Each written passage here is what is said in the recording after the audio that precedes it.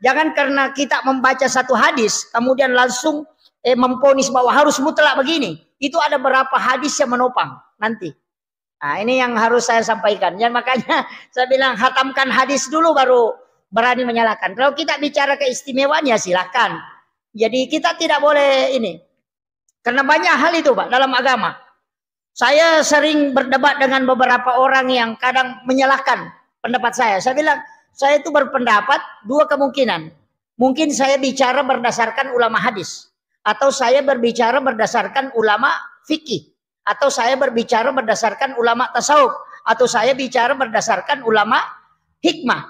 Karena itu beda. Kalau ulama fikih dengan ulama hadis, Pak, itu pendapatnya beda. Kalau kita buka kitab, itu ratusan pendapat berbeda. Padahal sama-sama ulama.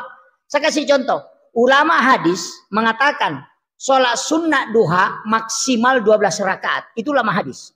Ulama fikih mengatakan maksimal sholat sunnah duha 8 rakaat. Tidak lebih. Kenapa berbeda ulama hadis dengan ulama fikih?